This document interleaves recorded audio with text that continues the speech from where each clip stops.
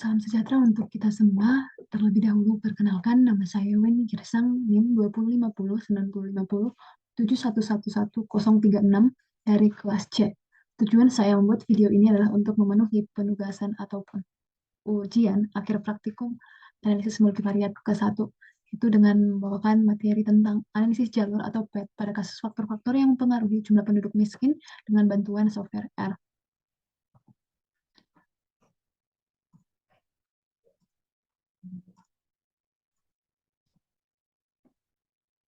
Jadi kasus yang saya bawakan yaitu mengenai faktor-faktor apa saja yang berpengaruh ataupun yang mempengaruhi jumlah penduduk miskin melalui analisis jalur.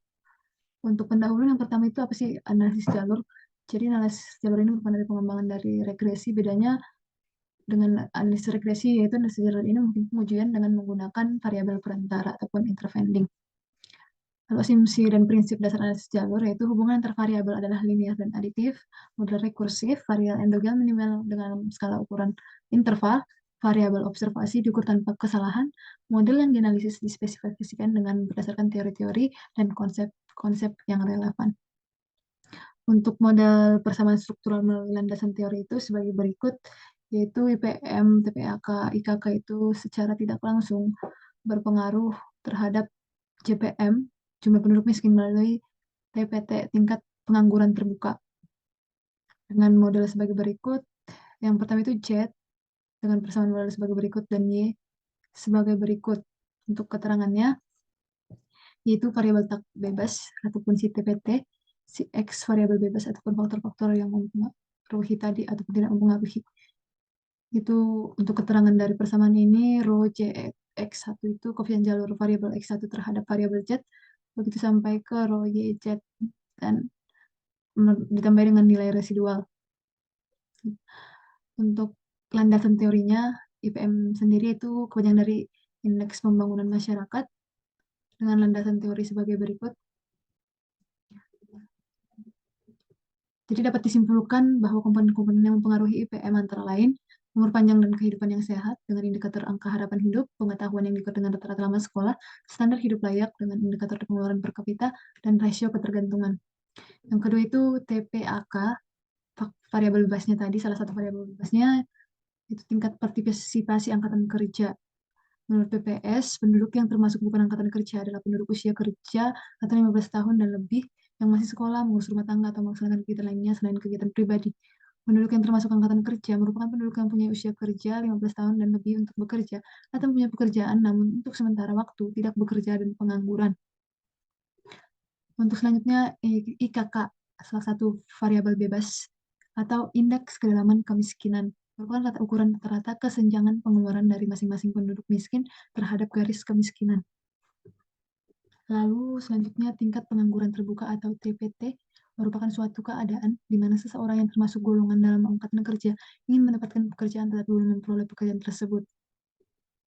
Lalu untuk selanjutnya IKK, indeks kedalaman kemiskinan, ataupun salah satu dari variabel bebas, itu perhitungan garis kemiskinan dalam masyarakat adalah masyarakat yang punya penghasilan di bawah 7.075 per orang per hari. Untuk selanjutnya dilanjut ke hasil dan pembahasan. Menggunakan software R. Pertama kita memasukkan data dengan menggunakan pit CSV dengan disimpan dalam nama file data. Lalu kita panggil data tersebut dan akan muncul sebagai berikut. Data tersebut ada sebanyak 38 dengan nama kabupaten di Jawa Timur, IPM, TPAK, IKK merupakan variabel bebas, TPT merupakan variabel interventing ataupun Z, JPM merupakan Y, variabel terikat ataupun tidak bebas. Nah, untuk keterangannya sudah dijelaskan seperti tadi. Nah, lanjut ke persamaan struktural yang pertama, yaitu pengaruh variabel bebas terhadap Z, itu IPM, TPAK, IKK ke TPT. Untuk model yang pertama itu seperti berikut. Lalu untuk mengetahui pengaruh dan tidak berpengaruhnya menggunakan LM, simpan dengan nama M1 sama dengan LM, TPT dengan variabel bebasnya IPM, TPAK, IKK dengan memasukkan data dengan nama data menggunakan huruf besar. Lalu kita panggil rangkuman dari hasil M1 tersebut, yaitu pakai menggunakan summary M1. Akan didapatkan informasi sebagai berikut dari minimal, maksimal, median, intercept, estimate, standard error, t-value, p-value, f-statistik, dan informasi lainnya. Dari hasil tersebut kita memperoleh model angka-angka dari model persamaan ini, yaitu dengan estimate-nya 3,32065 ditambah 0,12929x1 sampai seterusnya. Lalu kita dapat mengetahui pengaruh secara bersama atau simultan UGF itu dengan hipotesis 0 beta 1 sama dengan beta 2 sama dengan beta 3. Hipotesis pertama paling sedikit ada 1 J di mana beta J tidak sama dengan 0. Dan dari output tadi kita dapatkan p-value-nya adalah 0,000486, di mana itu lebih kecil dari taraf signifikansi yaitu 0,05 atau 5%. Sehingga kita tolak H0 dan dapat simpulkan bahwa secara simultan paling sedikit terdapat satu variabel prediktor yang berpengaruh terhadap variabel respon ataupun variabel terikatnya tadi, si IPM, JPM. Lanjut ke uji parsialnya. Dengan hipotesis H0 sama dengan beta I, H1 subjek sama dengan beta I. Nah, dari output tadi didapatkan nilai IKK ini, IKK itu lebih besar daripada 0,05 ataupun taraf signifikansi 5%. Sehingga tolak H0 dan dapat disimpulkan salah, sehingga si IKK tadi dapat disimpulkan tidak berpengaruh karena lebih besar daripada 5%. Sedangkan untuk dua variabel lainnya lebih kecil, yaitu si IPM dan TPAK, sehingga berpengaruh terhadap variabel respon ataupun si TPT tersebut. Ini si TPT tersebut. Lanjut untuk menentukan koefisien jalur menggunakan library OnePsych, itu tersimpan dengan nama coef underscore jalur menggunakan LM beta M1 itu yang tadi. Lalu kita panggil koefisien jalur, akan menghasilkan output sebagai berikut: IPM 0,51, TPA kami 0,37, IKK 0,13, sehingga diperoleh model bentuk bakunya yaitu Z TPT sebenarnya 0,515 Z IPM kurang 0,373 TPAK ditambah 0,132 Z IKK ditambah galetnya. Untuk error model pertama ini ataupun residualnya menggunakan rumus manual, itu disimpan dalam nama S1 SQRT kali 1 kurang summary dari M1 tadi dolar R square, dan dihasilkan pengaruh error pada variabel 1 itu sebesar 0,7. Lalu ke persamaan struktur 2 yaitu dengan menambah variabel TPT itu ke variabel bebas, apakah berpengaruh? Tidak berpengaruh terhadap JPM. Lalu kita peroleh untuk persamaannya itu Y sama dengan seperti berikut, sama seperti di atas. Untuk model kedua sama seperti ini menggunakan LM dan disimpan dalam M2, hanya ditambahkan dengan TPT. Lalu kita panggil dengan summary M2, hasilkan sebagai berikut. Sama seperti di model pertama tadi informasinya. Dapatkan model bentuk tidak bakunya dari estimate 378,5238 ditambah 18,3882 Z sampai seterusnya tambah galet kedua. Untuk uji simultan kita langsung melihat p-value di mana pangkat minus 6 berarti lebih kecil daripada taraf signifikansi yaitu 5% atau 0,05, sehingga tolak 0. Dan dapat disimpulkan secara simultan paling sedikit terdapat satu variabel prediktor atau variabel bebas yang berpengaruh terhadap variabel tidak bebas atau variabel respon. Lalu kita melihat kembali uji parsialnya. Siapa yang berpengaruh? Variabel bebasnya di sini yang berpengaruh TPT, IKK, dan IPM. Sedangkan TPAK tidak berpengaruh karena lebih besar daripada 0,05. Sehingga yang berpengaruh itu hanya si IPM, TPT, dan IKK. Lalu lanjut untuk koefisien jalur keduanya, sama seperti tadi dihasilkan output sebagai berikut dan model bentuk baku sebagai berikut. Untuk residualnya sama seperti tadi, untuk di model kedua ini pengaruh errornya yaitu sebesar 0,6. Setelah itu kita terlebih dahulu uji asumsi. Untuk uji normalitas galat menggunakan library T-series, dengan kita simpan sebagai nama sisanya residual ini, kita simpan dengan nama sisa. Lalu kita panggil, lalu kita menggunakan uji normalitas galat, kita menggunakan uji Jarque-Bera dengan menggunakan sintaks Jarque titik Bera titik tes dalam kurung sisa akan dihasilkan output sebagai berikut dan menghasilkan p-value sebesar 0,05 di mana lebih besar daripada 0,01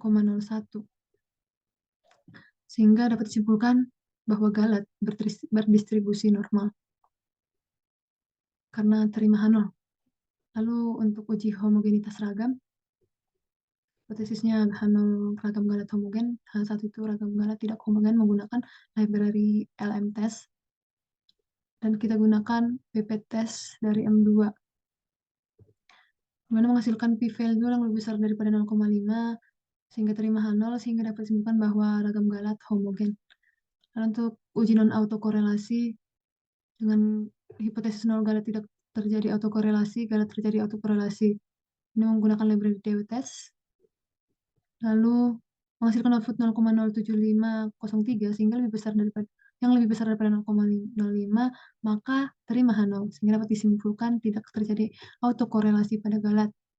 Lalu untuk uji asumsi multikolinearitas menggunakan library chart, menggunakan sintaks VIF, di mana karena VIF dari variabel bebasnya di bawah dari 10 atau kurang dari 10 dapat disimpulkan bahwa tidak ada pelanggaran multikolinearitas pada model ini. Lalu kita masuk ke interpretasi hasil pengaruh langsung dan pengaruh tidak langsung. Ini dihasilkan dari plot berikut. Jadi dari plot tersebut didapatkan besar pengaruh langsung X1 terhadap Y itu 0,37, X2 terhadap Y 0,04, X3 terhadap Y 0,59, Z terhadap Y 0,34. Untuk tidak langsungnya X1 terhadap Y dikalikan dengan 0,34 kali 0,52 dari sini. Lalu X2 terhadap Y 0,126, X3 terhadap Y 0,126. Pengaruh totalnya dijumlahkan, yaitu X1 terhadap Y 0,547, X2 terhadap Y 0,66, X3 terhadap Y 0,716. Nah, untuk interpretasinya, berdasarkan analisis bahwa pada X1 dan X2 nilai pengaruh terhadap Y secara tidak langsung lebih besar. Secara tidak langsung, si X1 dan 2 dari perkalian tersebut lebih besar daripada pengaruh langsung, si X1 dan 2. Maka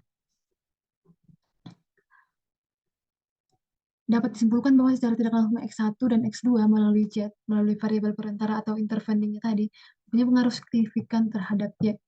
Sedangkan pada X3, pengaruh langsung itu lebih besar daripada pengaruh tidak langsung. Sehingga dapat disimpulkan tanpa melalui Z, si X3 ini sudah berpengaruh secara signifikan terhadap Y. Lalu berdasarkan uji parsial, indeks pembangunan manusia IPM, TPAK berpengaruh terhadap tingkat pengangguran terbuka.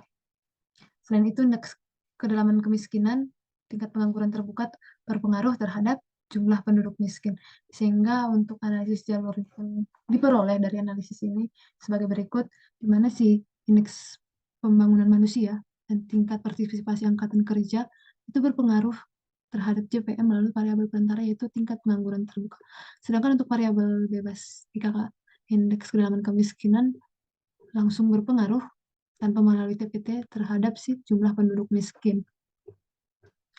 Nah, itu pengaruh langsung. Pengaruh tidak langsung diperoleh dari plot berikut dengan menggunakan library Lavaan dan disimpan dengan nama M3. Lalu SEM dalam kurung model pertama tadi, lalu model kedua tadi datanya dengan nama data di awal, lalu menggunakan library SEMplot dengan sintaks SEMPATS, lalu M3, std dengan rotationnya 2. Sekian video pemaparan dan penjelasan analisis dalam kasus faktor yang mempengaruhi jumlah kemiskinan di Jawa Timur. Mohon maaf bila ada kesalahan kata dan kesalahan ucapan. Terima kasih, semoga bermanfaat dan berguna.